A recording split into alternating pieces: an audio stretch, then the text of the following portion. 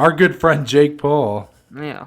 is officially signed to the PFL. Wow. I'm not gonna lie, when I woke up to this, our good friend Jake sent this in our group chat on Twitter. Yeah. I had to rub out the eyes. I had to go take Yep. a piss, and I came back to it. And I'm like, man, It's I still really there. did read that, huh? Yeah. So the question is, Dom, I'm going to keep it simple. I'll let you go into whatever direction you want to go because there's a lot of details in this contract, maybe some that we don't even know as of now. But basically, the question is this a good move for all parties involved? Yeah. This is a lot to unpack here. I went to read, it was a New York Times article, it was like the initial article too, which I thought was interesting. So he has signed with the PFL to be in the super fight division, that their pay-per-view division that they're starting in 2023. He's also has an official role with the company. I have it pulled up just so I don't screw anything up too bad. Head of Fighter Advocacy. That is his fancy title. It says though he's going to post on social media about the PFL to all of his followers and such like that for league strategies and whatnot for pay-per-views, yada yada yada.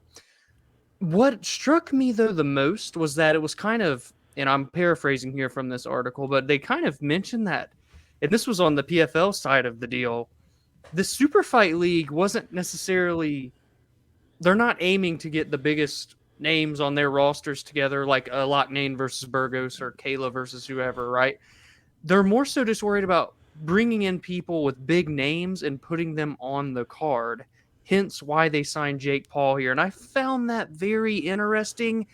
And it makes me a little worried, Noah, because I was under the intention last year that this super fight division was going to be the biggest and best fights that they could put on as possible. And yes, I'm sure they will still do that to a certain extent. But if they're also just going to sign random one-offs or bring in influencers that have boxed and now want to try MMA, that's where I don't like the direction that it could go here. I don't hate this though for Jake Paul at all. I mean, what is this guy has been talked about so much in the MMA space, and the fact that he has an official deal and job with the PFL, he is going to compete. And he even stated he wants to box Nate Diaz and then turn around 4 to 6 months later and compete with Nate Diaz in MMA on a Offered PFL him the Super Fight card. contract. Yes, and offered a contract to him. Wow. So I just spit off a lot of things there. There's a lot of directions we can take this question. But all in all, is this a good move for all parties?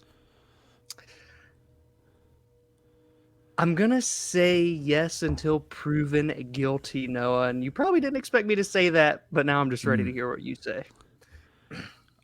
I'm surprised we're on the same page with this one. I think. Yeah, I didn't know what was going to happen. But I actually might go a step further than you. Okay. I let me tread lightly though.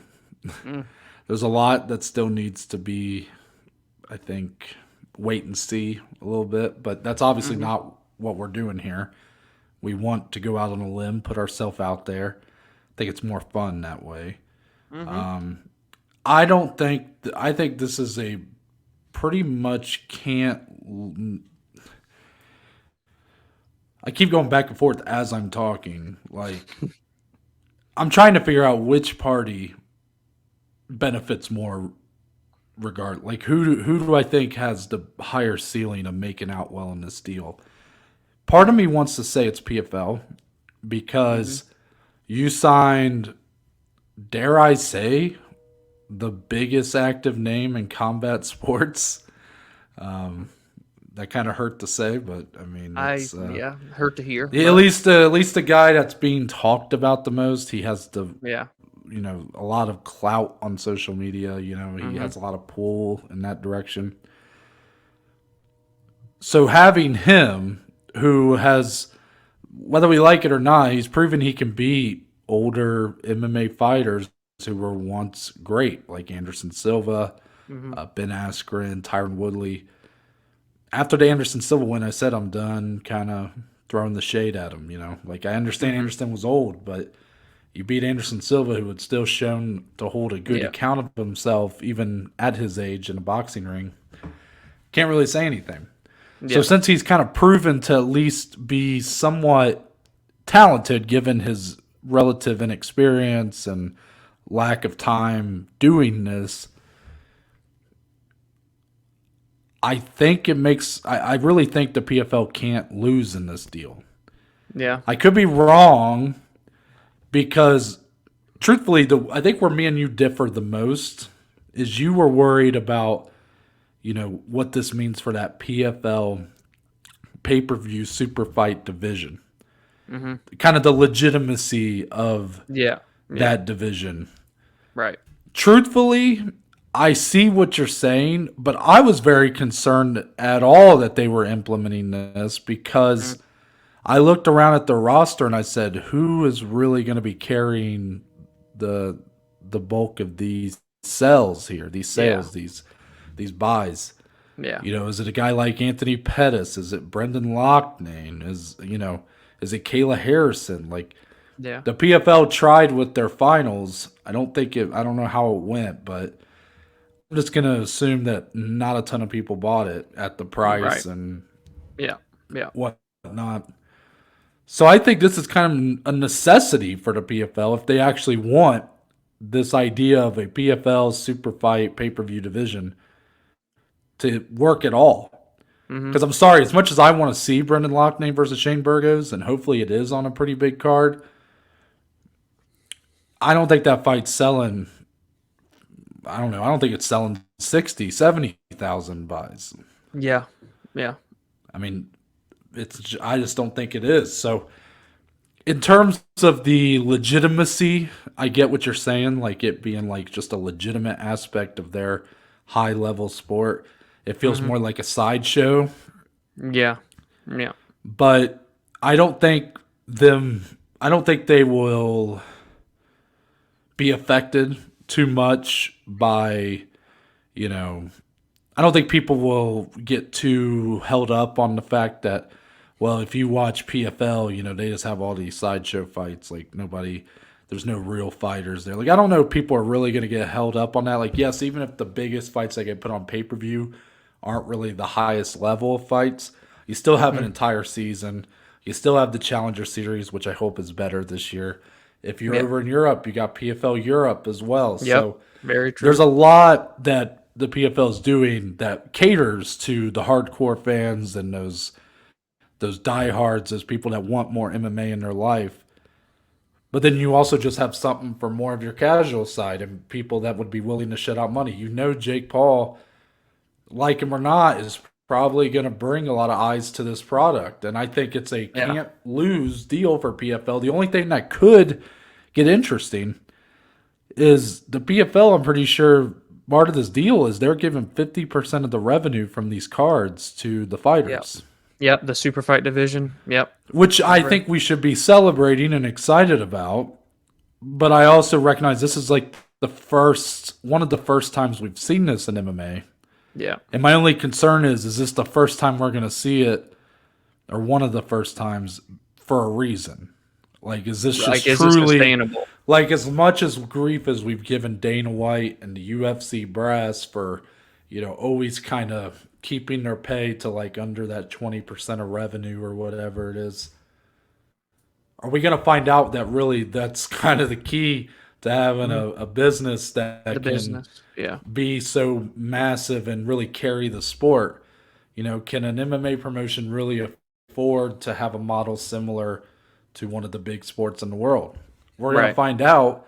That's the Right. only thing I think that could fuck up this deal for the PFL is if it just isn't financially in their interest to really do it. But for Jake Paul, I don't see why this would hurt him at all either. Of course, you have the. I'm not even so sure, Dom. I'm not confident that we will ever actually see him compete in PFL. I'll say this at least. If he does, to be honest, him even regardless win or lose, and I would expect him to lose to a vast majority of people that he would potentially go up against in MMA. He's him going out and just competing, choosing to compete in an MMA fight does say a lot, and I would have never really imagined myself saying that until right now. Like if he steps in that cage with anybody, or even like Nate Diaz, the fact that he's doing it and that it's not all talk anymore, I kind of just can't even hate on the guy anymore. I'm having a hard time trying to find Be something to hate. careful. Mhm. Be careful saying that, Dom. Because you know that there's a chance the PFL is going to announce his debut fight, and it's going to be against a guy with like a with phase in his name or fucking Mister Disrespect or Well, yeah, whatever the see hell. that's the problem, right? Yeah, I don't want an like MMA fight that's with an influencer. Yeah, that. yeah, I mean, I could really see that being the direction they go. What I mean by I'm not confident that he'll really ever fight in the PFL is part of this deal is he's sort of a promoter for the PFL. That's sort of yeah, like yeah. his title he's being given. He I'm got sure equity he stake in gets. the company too. Yeah, that and he's promoting these fighters on his social media, promoting these fights. He's sort of being hired as like a promoter. Yeah, And I yeah. actually wonder if that's going to really be what his legacy is with the PFL, whatever legacy that might be, that he is going to really Hmm. be more in that capacity. And I'm not sure if we'll ever actually see him compete in MMA. I think the intention is for that to happen, but if Nate Diaz doesn't end up taking that deal, that 2 fight deal for boxing and then MMA in the smart cage of the PFL, who do you give Jake Paul? I saw Anthony Pettis said he'd welcome I him. saw I saw that. Darren Wynn, who recently got released. He came out and said, surely he can beat me, the shortest light heavyweight Yeah, in history. yeah, yeah, But I don't think those are the kind of guys that are obviously going to get that fight. I think it's going to be some motherfucker with a name Phase yeah. or like I said, Mister Disrespect or whoever. Right, Like that's right. I don't see who else. You're gonna have some influencer, or some like that's gonna be. Maybe you get KSI and the MMA. I don't know.